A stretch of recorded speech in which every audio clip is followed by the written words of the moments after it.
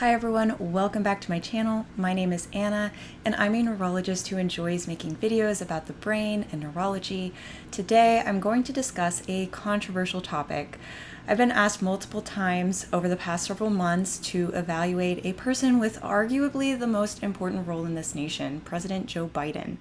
The aim of this discussion is to examine what might be going on with President Biden's cognition and whether there is a cause of concern over his cognitive competence. As he's experienced a multitude of public incidents over the past several years, the most recent one being his performance during the presidential debate on June 28, 2024. Please note that I am not making a diagnosis. Rather, I'm sharing my thoughts based on publicly available data.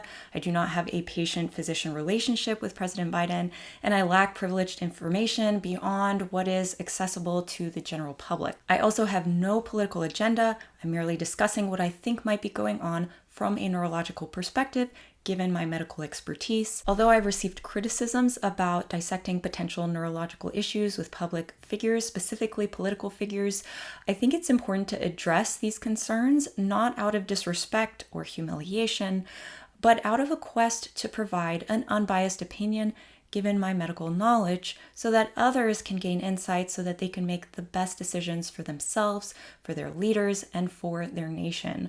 With this understanding, let's delve into my analysis. Based on my observation of what happened during the recent presidential debate, as well as video footage over the past several years, President Biden has exhibited concerning behavior, which includes rambling, tangential speech, loss of concentration and train of thought while speaking, discussing events and experiences that are false or never occurred, decreased facial expressions. In medical terminology, we call this flat affect. I noticed this especially during the debate last week, falls, as well as several other cognitive issues that I had noticed that I'm about to address. Let's take a look at these areas of concern in more detail. Joe Biden has exhibited recurrent grammatical errors, speech difficulties, loss of concentration, tangential speech, poor self-regulation, poor emotional regulation, such as lashing out at staff members, memory concerns, and an inability to grasp context in certain social situations. So the critical question arises, are these occurrences a normal part of aging, or could they be indicative of a more serious cognitive impairment? Are these episodic, or are they part of a progressive condition? So we can see some of these sorts of errors as part of aging, part of normal aging, but we can also see it in neurocognitive disorders. However, in those with neurocognitive disorders, the degree and the burden of the problems is higher. A thorough neurocognitive evaluation could help elucidate whether Biden's issues are related to aging or a neurocognitive disorder. Without a thorough cognitive evaluation, we can't really make any assumptions, although there is significant enough concern to warrant a thorough cognitive evaluation, in my opinion. Given the frequency and the apparent worsening of Biden's problems in the public eye, there is legitimate cause for concern that this goes beyond normal aging. In addition, Biden has exhibited problems in his recollection of events. This may be related to a decline in episodic memory, which can be seen in normal aging. It can also be seen in neurocognitive disorders such as dementia.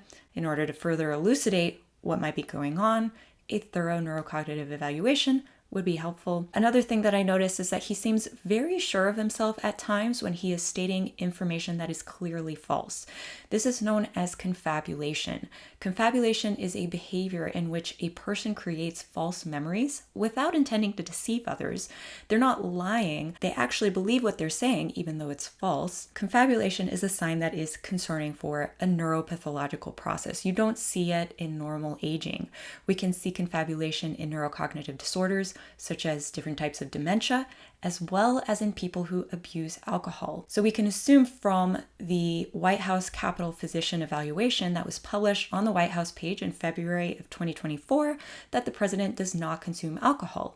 Therefore, Biden's instances of confabulation where he provides inaccurate information about past events does raise significant concerns about his intrinsic cognitive abilities. Okay, I'm going to move on to the topic of his falls. So there has been some mention of Biden experiencing falls. We've captured it on video as well.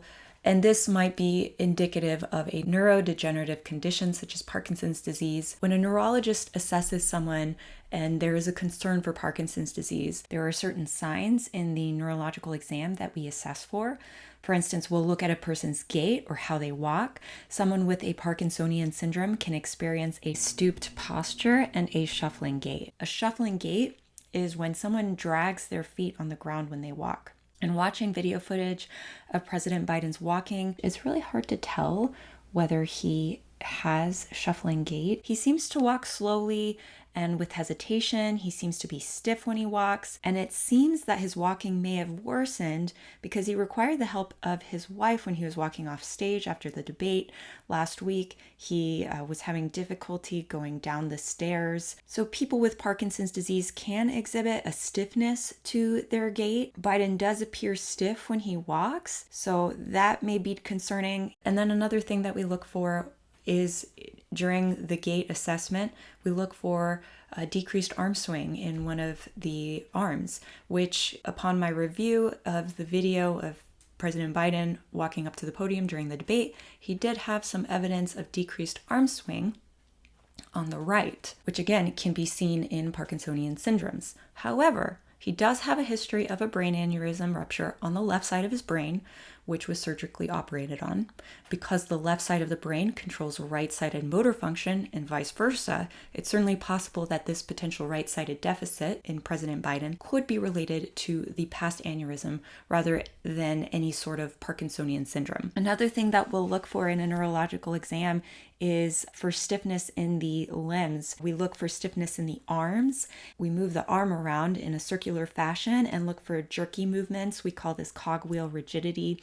Of course, someone would need to physically examine Biden in order to look for cogwheel rigidity. We would look for a tremor. Typically, people with Parkinson's disease will have an asymmetric tremor. Typically, it's a pill rolling tremor that occurs at rest. Per the White House health report on Biden that was published in February of 2024, a movement disorder specialist, so this is a type of neurologist who specializes specifically in movement disorders such as Parkinson's disease, he actually evaluated the president, and this White House report claimed that the evaluation was extremely detailed and normal. Ultimately, circling back around to the stiffness in his gait, this was attributed to arthritis in his spine. Circling back around to his falls, it's possible that these may actually be related to not a neurodegenerative condition, but potentially a neuropathy. The medical report in February 2024 found evidence of a peripheral neuropathy in President Biden.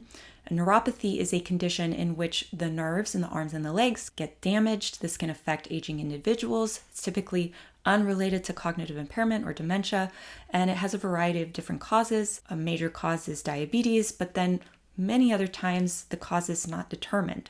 So Biden's neuropathy could be contributing to his falls because if the nerves in the feet are damaged, you can have worse balance because you can't feel the ground underneath you, which predisposes you to falls. But the neuropathy doesn't point towards any sort of dementia or neurodegenerative condition. So moving on to his facial expressions that were of concern during the debate specifically. So I noticed, and other people had noticed, that he has a flat affect or decreased facial expressions that was quite prominent during the debate. And this is of concern because we can see this in certain neurodegenerative conditions such as Parkinsonian syndromes as well as Alzheimer's disease. There has been also some mention of Biden's speech, describing it as soft and breathy.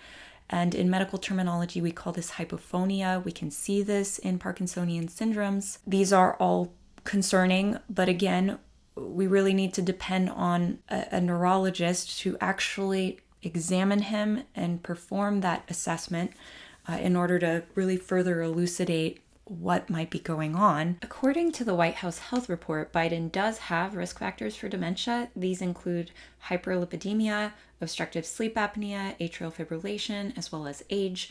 The first three risk factors that I mentioned are treated and well controlled in Biden, which does decrease that dementia risk. In addition, Biden has a history of a ruptured brain aneurysm, which also raises the risk of neurocognitive impairment later in life. All of these signs do raise enough of a concern, in my opinion, that warrant a thorough cognitive assessment.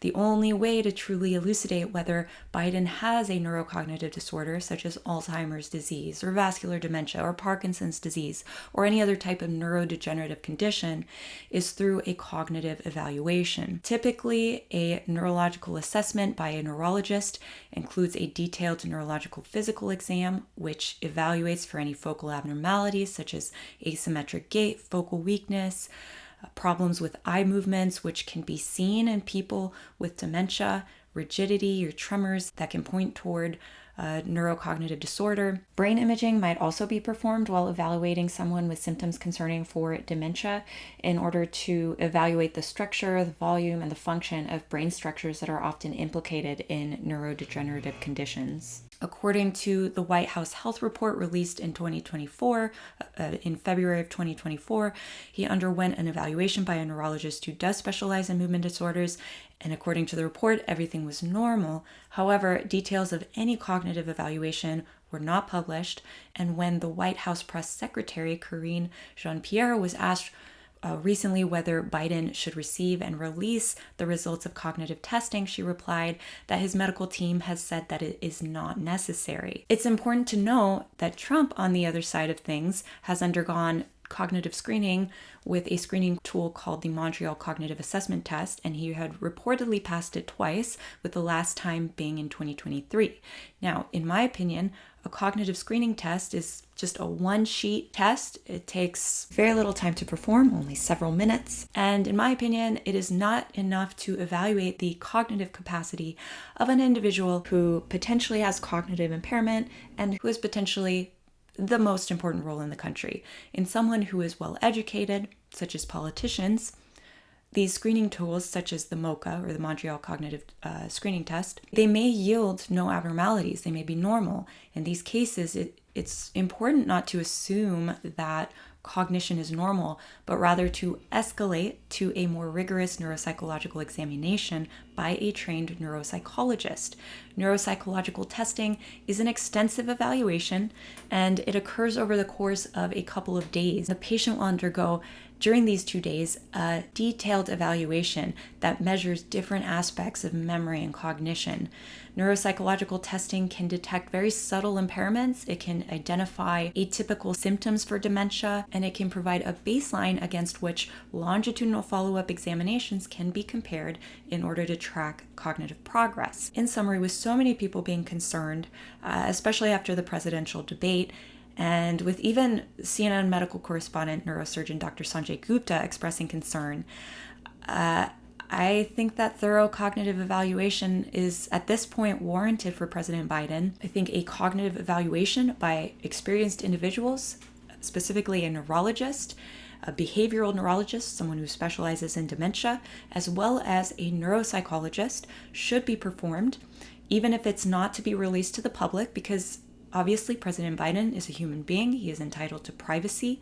However, when it comes to his ability and his competence to be president, his cognition should be assessed, and decisions should be made given the gravity and importance of his role. There have been some concerns that Biden's symptoms may be related to episodes. Specifically, Sanjay Gupta was alluding to that, and my only thought is that perhaps he was alluding to seizures.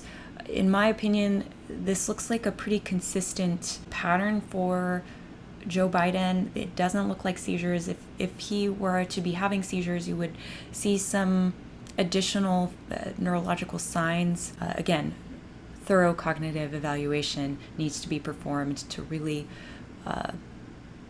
clarify what's going on. But that being said, I am quite concerned, and I wouldn't be surprised if there was evidence of a neurocognitive disorder for President Biden. Thank you guys for watching. I hope this video was educational and informative. Please make sure to hit the like button. Please leave a comment and subscribe for more content about the brain. We'll catch you next time.